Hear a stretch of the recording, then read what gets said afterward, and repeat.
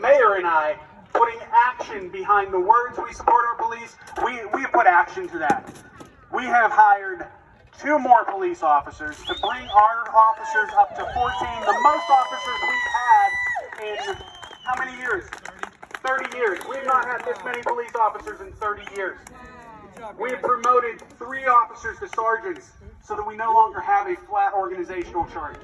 We have 4, we have a police chief, we have 4 sergeants, and then we have the officers. We've switched to 12-hour shifts for our officers to give them more time with their families. And more money. It ends up being more money. We take care of our police officers. We've secured funding to outfit each and every one of our police officers with a body camera. We've raised funding to give each of our officers their own taser. It used to be they had a taser they shared on shifts.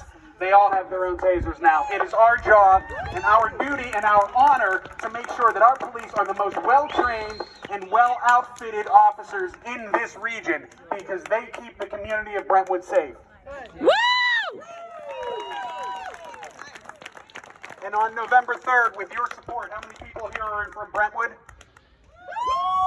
I'd love to see that. With your support on November 3rd, I will be your next state representative, and I will fight in Harrisburg to make sure that all police have the funding they need to be successful to keep us all safe as Pennsylvanians.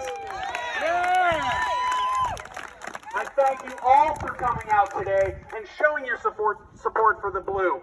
We have people that have come, they aren't even in Allegheny County, but they believe in police. I'd like to bring up my good friend, Mr. Rico Elmore. He's running in the 16th district. Thank you. Larry came from Greensburg. Rico.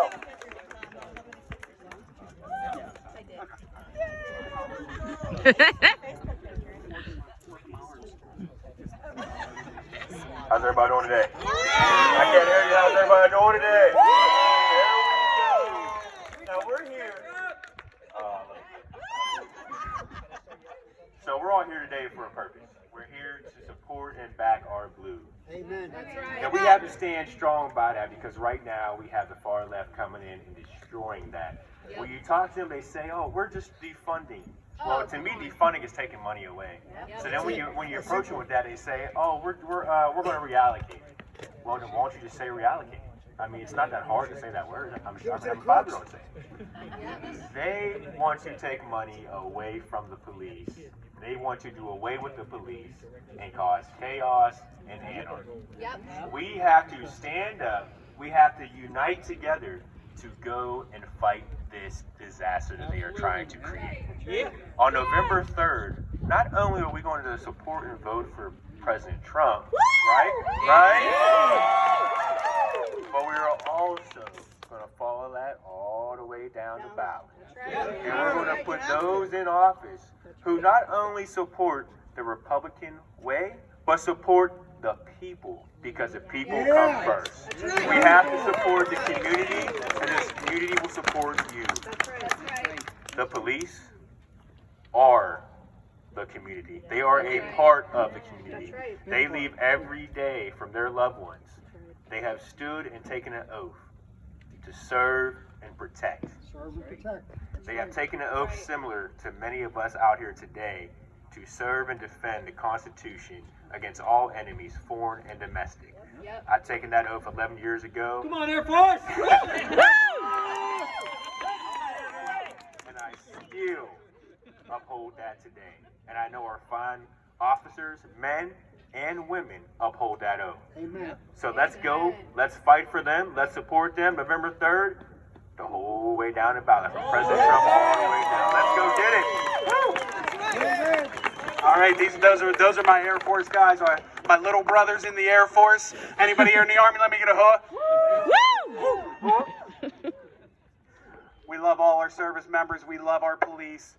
And like Rico said, our officers every day could be the last day that they get in the shower, last day they step out of the shower, the last day they kiss their wife, the last day they hold their kids. Amen. You know, we are blessed to not have to worry about that in our jobs. I work in IT. If a server crashes, I'm not going to lose my life. Amen. That's right. That's right. I'm going to wake up. I'm going to see my beautiful wife every morning. I'm going to come home from work. I'm going to see my beautiful wife at the end of the day. That's guaranteed unless there's a freak accident that would not be part of my job. That's part of their job. Part of their job is understanding that every day could be their last day. Every stop could be their last stop. Every call could be the last call. And we need to let them know that we support them. We will always be there for them. We're not just there for them in November, and we're not just there for them once every 4 years or once every 2 years or when we need something from them. We put action into that. And I can tell you, I'm surrounded by local candidates that have all been backed and endorsed by the Fraternal Order of Police. And we are proud to have earned that endorsement. And we don't take that endorsement lightly. And we will continue to work and do everything that we've promised that we will do for these police officers. That's right. They understand that. Amen. We have two more candidates, one more local candidate before we get to our federal candidate who is going to be running against Mike Doyle, who's had 25 years to support our police, 25 years to ensure that they have funding and training, and he's done nothing. How many of you have seen Mr. Doyle on the campaign trail? Never. He is no relation to me. Exactly. No relation. He sends me a Christmas card, but we are not related. Doyle is like the Irish Smith, so it's very common. But I want to introduce my friend Kurt Karinko, who every year, in order to get on the ballot, I don't know if you know this, you have to collect signatures and petition the state to allow you on the ballot. For a representative in the General Assembly, you need 300 signatures. It's a long, arduous process that you get to do during the coldest days of January.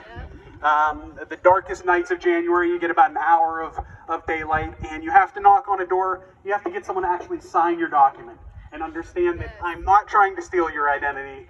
I am trying to get on the ballot. There is another way to do it, which is even harder, and that is to convince people on election day in the primary to write your name down and submit it. This gentleman was not in the race when we were doing petitions.